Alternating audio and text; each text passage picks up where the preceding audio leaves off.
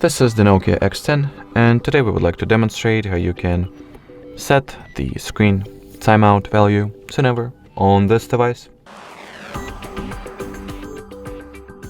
So in order to do that, we are going to need the help of the free Play Store application that is called Caffeine. So launch the Google Play Store.